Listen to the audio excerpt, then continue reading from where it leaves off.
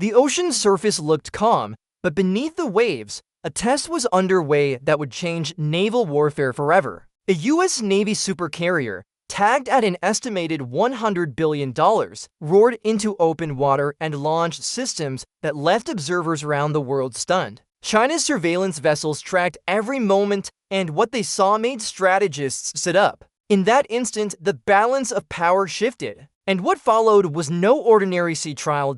As the massive ship steamed toward the horizon, hundreds of sailors ran checks, power systems hummed, and the electromagnetic catapults on deck primed themselves. Cameras monitored China's reaction from miles away, registering surprise and concern. The world's largest warship wasn't just floating, it was proving something. This wasn't just a test of metal and engines, it was a statement. Minutes later, unmanned drones, hypersonic launches, and new radar sweeps demonstrated capability beyond anything seen before. The message transmitted silently across the waves: America isn't waiting for tomorrow. And for China, that was the moment the future arrived earlier than expected. When you hear $100 billion, you might think of skyscrapers or interplanetary rockets, but this was a ship. The figure comes not just from its steel hull, but from integrated systems, nuclear reactors, electromagnetic catapults, advanced radar networks, and stealth-capable air wings. Every dollar spent is aimed at delivering dominance on the seas. For context, earlier supercarriers cost tens of billions. This one pushed past that into triple digits, absorbing technologies that even 5 years ago seemed science fiction. China's analysts took note. State media warned of a challenge to its regional ambitions. This wasn't budget inflation, it was strategic investment. Behind those figures are real benefits: longer deployments without refueling, larger air wings, faster sortie rates, and deeper stealth. When you compare those advantages to older carriers, the value becomes visible. And for China, watching those numbers climb meant watching the strategic gap widen. Think of a city that moves across the sea, docks its own aircraft, launches jets, supports thousands of personnel, and sustains high-intensity operations. That's what this $100 billion vessel was designed to do.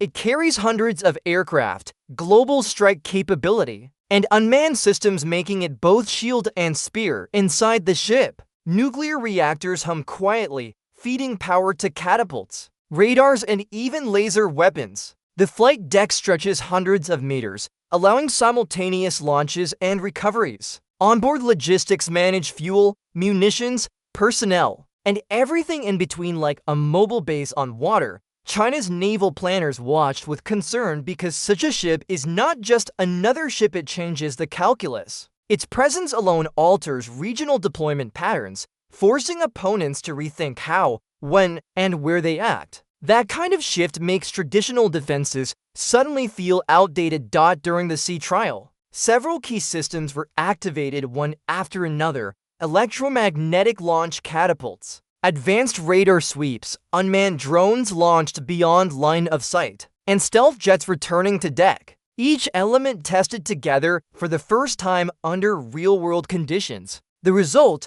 flawless execution. Observers noted the speed and precision. Jets launched at shorter intervals, recovered reliably, while drones extended the carrier's reach. Every sensor locked onto targets farther away than previously possible. The test wasn't about spectacle, it was about readiness, and it proved the ship was ready for combat from day one. In Beijing, military watchers were stunned. Analysts questioned how China's current carrier and missile forces would cope. The test forced a public rethink.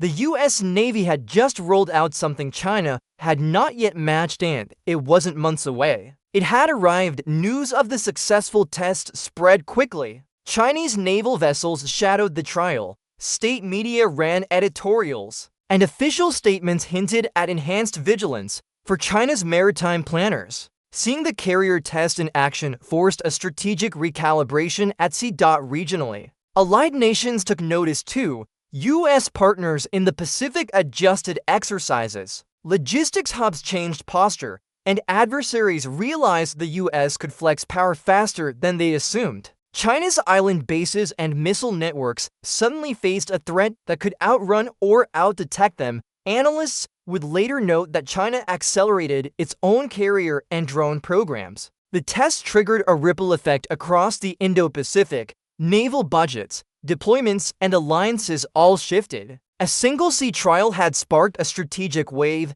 This ship isn't just big, it's smart. On board are next-generation nuclear reactors generating hundreds of megawatts, electromagnetic catapults launching heavy jets, and radar systems with ranges extending hundreds of miles. This technology gives the carrier options opponents can't easily anticipate. Drones launched from its deck can fly beyond the horizon, gather intelligence, and even strike before traditional aircraft arrive. Stealth fighters return under protective cover and refuel midair, all while a command center on the ship coordinates everything. It's warfare at a scale once confined to Sci-Fi. For China's military engineers. Each component seen during the trial required new counters, harder to detect missile approaches, longer range sensors, and autonomous systems to match the capability. The test gave real data, and that matters far more than speculation. What does this mean for China? For starters, its advantage in short-range deployments shrank.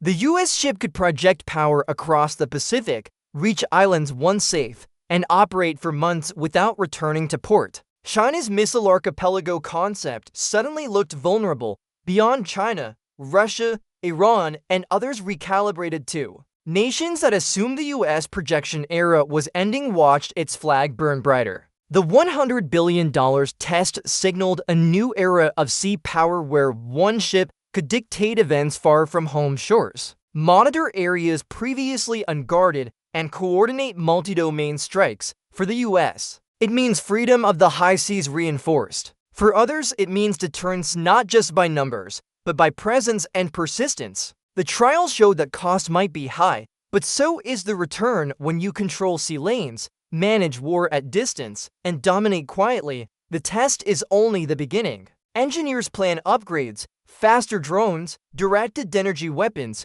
unmanned surface vessels operating in swarm mode, and AI-driven systems running logistics. The ship's baseline capability will evolve over decades, not years. China is responding, but lag remains. Developing advanced reactors, carrier-based stealth fighters, and reliable drone swarms takes time. Meanwhile, the US ship is already operational, giving America years of strategic lead. That gap is what really matters. As alliances shift and the Indo-Pacific becomes more contested, this superweapon's role will define naval warfare in the 2030s. If sea control was once about numbers of ships, now it may be about networked platforms, endurance, and global reach. You may wonder, how does all this matter to someone on land? It matters because global stability rests in part on sea power. Shipping lanes carry over 80% of world trade. If one side dominates the seas, they can force economic, diplomatic, or military pressure far from home. Because of this single test, your phone, computer, and imported goods may travel under deeper US protection. US partners feel safer to invest. Adversaries think twice before coercion. That ripple touches jobs, prices, and security even in your city. So when you read a headline about naval tension in the Pacific, now you understand the machine behind it, a ship that just proved it can reach out, hold position, and dominate. It's not distant. It's relevant. The US Navy's test of this $100 billion superweapon wasn't just a demonstration, it was a turning point. For China, it was a wake-up call. For allies, it was a reassurance. For global security, it was a signal. The era of sea dominance is far from over. What will you remember? Not just the size or cost, but the purpose. To protect, project, and prevail beyond sight. This ship may be one of many, but its impact already echoes around the world. If you found this eye-opening, don't forget to hit like, subscribe, and turn on the notification bell so you don't miss our next breakdown of cutting-edge military systems. Thanks for watching and stay alert, stay informed.